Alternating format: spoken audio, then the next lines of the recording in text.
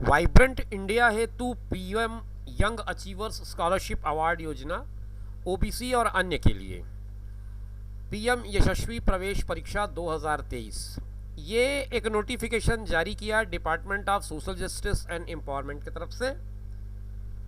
और इस परीक्षा को लेने का जो काम है, जो जिम्मा है, वो सौंपा गया है एनटीए यानी कि नेशनल टेस्टिंग एजेंसी को। दोस्तों नमस्कार, आप देख रहे हैं जीरो पीरियड। आज इस योजना के बारे में, जिसे यशस्वी योजना का नाम दिया गया है, उसकी प्रवेश परीक्षा के बारे में चर्चा करेंगे इस वीडियो में। ये क्या है, किस तरह से कंडक्ट होगा, कौन इसमें पार्टिसिपेट कर पाएगा और पार्टिसिपेट करने का तरीका क्या होगा, ये सारा कुछ इस वीडियो में आपको समझ में आ जाएगा, बशर्ते आप वीडियो में अंत तक बने रहें। आइए शुरू करते हैं। सबसे पहले मोटी मोटी बातें जान लेते हैं। इस योजना का नाम है young achievers scholarship award scheme for vibrant India, और इसी के फर्स्ट लेटर्स को अगर हम एक एक करके कलेक्ट कर लें ये सबको, तो ये सबको मिला करके बनाया गया है यशस्वी। और इसके लिए जो परीक्षा हो रही है उसे एक नाम दिया गया है यशस्वी एंट्रेंस टेस्ट, और उसका एब्रीविएशन बना करके छोटा करके YET येट 2023 कहा गया है। तो ये तो मेरा ख्याल है आपके दिमाग में क्लियर हो गया कि यशस्वी क्या है। अब इस योजना के बारे में समझेंगे और इसकी जो महत्वपूर्ण सूचनाएं हैं उसको जानने का प्रयास करेंगे। इसके लिए आवेदन पत्र आपको ऑनलाइन जमा करना है। 11/7 से शुरू हुआ है, 10/8 तक ये चलेगा। आवेदन पत्र सफलतापूर्वक जमा करने की अंतिम तिथि 10/8/2023, जैसा कि मैंने बताया आपको, 10 अगस्त के पहले आप इसे जमा कर दें। रात 11:50 तक आपका जो लिंक है वो एक्टिव रहेगा। इसमें अगर आपसे कोई त्रुटि हो गई तो सुधार के लिए आपको 12 से 16 तक का दिन मिलेगा। ये मौके मिलेंगे आपको अपनी त्रुटि को सुधारने के लिए। परीक्षा शुल्क की बात करें तो इसके लिए अभ्यर्थियों को कोई भी शुल्क नहीं देना होगा। इसके लिए जो अपीयर होंगे उनको कोई भी शुल्क नहीं देना होगा, ये बात यहां पे क्लियर कट लिखी गई है। एनटीए की वेबसाइट पर जो एडमिट कार्ड होगा वो कब प्रदर्शित किया जाएगा, इसकी घोषणा उन्होंने अभी नहीं की है। आने वाले दिनों में इसकी घोषणा भी कर दी जाएगी। परीक्षा की तिथि की बात करूं तो 29 सितंबर 29 सितंबर 2023 शुक्रवार का दिन होगा। इस दिन यह परीक्षा आयोजित की जाएगी। परीक्षा की पद्धति यानी कि मोड ऑफ पेपर जो होगा वो पेन पेपर मोड होगा। एग्ज़ाम का जो मोड होगा ऑफलाइन होगा। OMR सिस्टम से आपको एग्ज़ाम में अपीयरेंस देनी होगी, जिस तरह से आप बाकी एग्ज़ाम्स को देते हैं, व्यापम या और परीक्षाओं का, PSC का या UPSC का, तो बस उसी तरह का ये एग्ज़ाम होगा।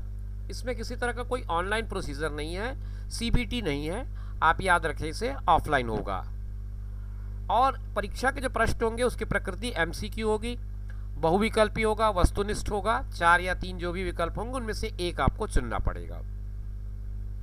परीक्षा की अवधि जो है 2.5 घंटे की होगी, 150 मिनट लिखा हुआ इसमें।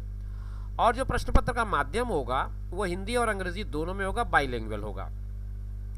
अगर हिंदी संस्करण में कोई त्रुटि मिलती है, विसंगति आती है, तो अंग्रेजी संस्करण का जो अनुवाद है वो मान्य होगा। तो इस तरह से अगर आपको कोई क्वेश्चन में कंफ्यूजन आ रहा हो तो एक बार इंग्लिश वर्जन को जरूर पढ़ लें।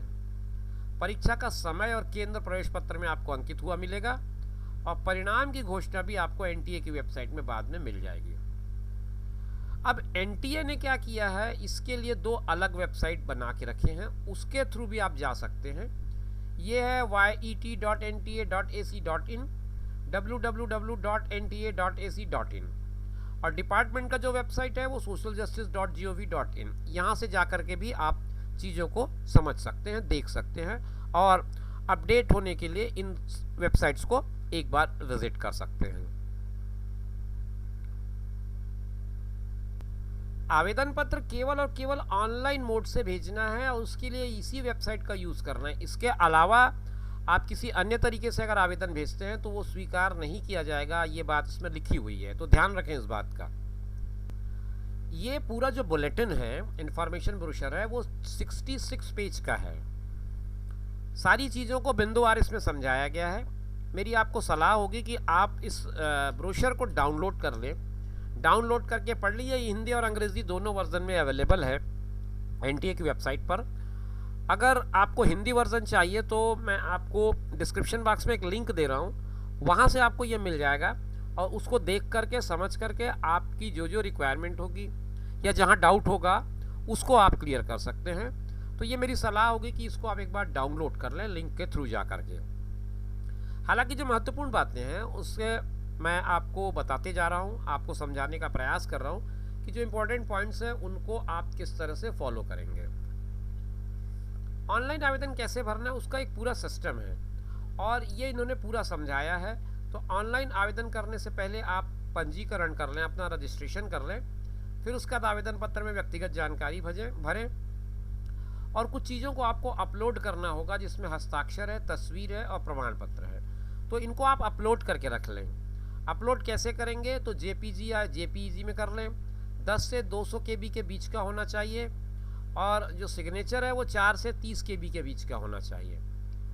और जो तस्वीर होगी आपकी, जो फ़ोटो होगी, वो या तो रंगीन या काले और सफ़ेद में होना चाहिए, जिसमें सफ़ेद पृष्ठभूमि पर कान सहित 80% चेहरा बिना मास्क के दिखाई दे रहा हो। तो क्लियर फ़ोटो रखें, कुल मिलाकर के बात ये है।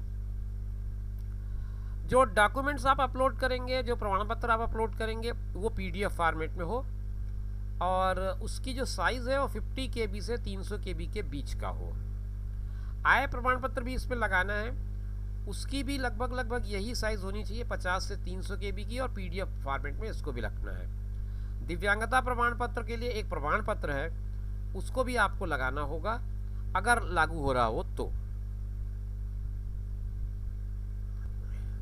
इस परीक्षा में यानी कि YET YET 2023 में उपस्थित होने या परीक्षा उत्तीर्ण करने का मतलब यह नहीं हो जाएगा कि अभ्यर्थी छात्रवृत्ति के लिए चुन लिया गया है।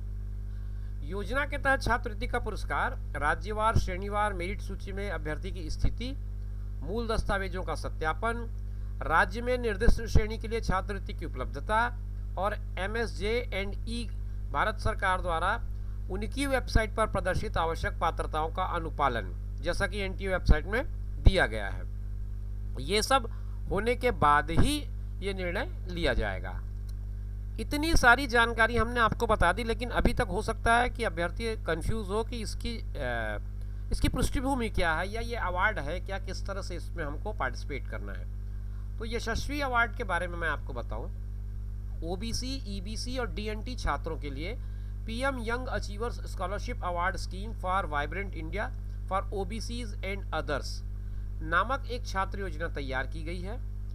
यह OBC, EBC और DNTs को उच्च श्रेणी के स्कूली शिक्षा प्रदान करने के लिए एक केंद्र स्तर की योजना है।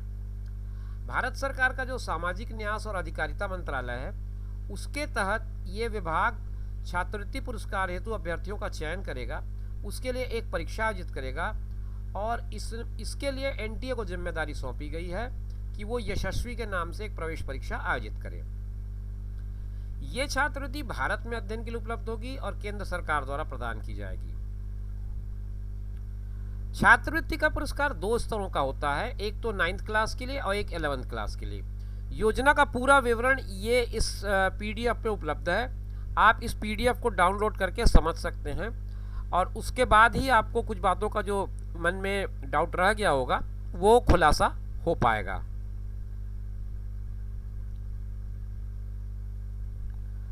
कुछ सामान्य निर्देश आपको दिए गए हैं कि YT का आयोजन उत्कृष्ट स्कूलों की कक्षा 9वीं और 11वीं में पढ़ने वाले OBC, EBC और DNT छात्रों को छात्रवृत्ति प्रदान करने के लिए किया जाएगा। YET में उपस्थित होने या उसमें अर्हता प्राप्त करने से अभ्यर्थी को छात्रवृत्ति प्रदान करने का कोई अधिकार नहीं मिल जाता है और ये बहुत सारे नियम हैं जिनके बेसिस पर आपका क्वालिफिकेशन तय होगा, आपको इसको पढ़ना पड़ेगा। अब ये परीक्षा कैसे होगी उसको आप समझ लें, पेन पेपर मोड में होगा, मैंने पहले ही बताया था आपको। परीक्षा वस्तुनिष्ठ प्रकार की होगी, बहुविकल्पी होगी। पहला पार्ट मैथ्स का होगा, 30 प्रश्न होंगे, 30 अंक होंगे। सामाजिक विज्ञान का B सेक्शन है, 25 में हर प्रश्न में 1-1 अंक होगा, 25 नंबर तक आप इसमें स्कोर करेंगे। फिर सामाजिक विज्ञान सोशल साइंस, ये भी 25 नंबर का है, 25 क्वेश्चन होंगे। उसके बाद सामान्य अभिज्ञता या ज्ञान, मतलब जनरल इंटेलिजेंस कह सकते हैं, जनरल एप्टीट्यूड कह सकते हैं आप इसे। 20 सवाल इसके होंगे, कुल मिलाकर के 100 सवाल और 100 ही अंक। 4 विकल्प मिलेंगे, एक सही होगा और नकारात्मक अंकन आपको नहीं करना है, मतलब नकारात्मक अंकन नहीं किया जाएगा। No negative marking is there, negative marking नहीं होगा, इसलिए आपको चॉइस टिक करने के लिए थोड़ी सी आज़ादी मिल गई। समय आपका 2.5 घंटे का होगा। परीक्षा की तिथि 29/9 होगी। पद्धति पेन पेपर मोड होगा। OMR अवधि 2.5 घंटे की होगी। आपको आधा घंटा पहले सेंटर में पहुंच जाना है और लिखित परीक्षा में आपको 35% अंक पाने पर ही उत्तीर्ण घोषित किया जाएगा। माध्यम हिंदी और अंग्रेजी दोनों में रहेगा। अनुवाद के मामले में आपको मैंने पहले ही कह दिया है कि आप इस बात का ध्यान रखें कि अगर कोई कन्फ्यूज़न है तो इंग्लिश मीडियम के इंस्ट्रक्शन को जरूर पढ़ लें। 9वीं के लिए जो प्रवेश परीक्षा होगी उसका 8वीं का NCERT का पाठ्यक्रम होगा और 11वीं के लिए जो होगा उसके लिए 10वीं का NCERT का पाठ्यक्रम होगा। परीक्षा के लिए जो शहर हैं और जिले हैं उसका एक एनेक्सर 1 में लिस्ट दिया गया है, वहां से आपको मिल जाएगा कि आपका एग्जाम सेंटर कहां कहां रह सकता है। परीक्षा में बैठेगा कौन, ये सबसे बड़ा सवाल है। अभी तक आपके मन में ये बात बनी होगी कि हम इसमें अपीयर कौन हो सकता है।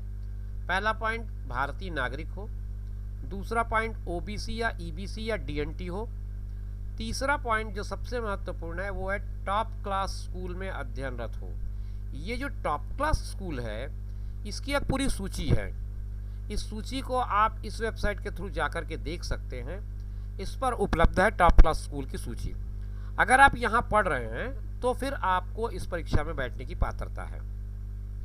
उन्हें 22-23 में कक्षा 8 या कक्षा 10 ये उत्तीर्ण होना चाहिए। वार्षिक आय 2.5 लाख रुपए से अधिक नहीं होना चाहिए। जो 9वीं के लिए आवेदन कर रहे हैं वो 1/4/7 से 31/3/2011 के बीच का बर्थ हो। 11वीं के लिए जो कर रहे हैं वो 1/4/5 से 31/3/2009 इनके बीच का बर्थ हो। लड़के और लड़कियों का कोई विभेद नहीं है इसमें, दोनों आवेदन करने के लिए पात्र हैं और दोनों की आवश्यक पात्रता एक जैसी है।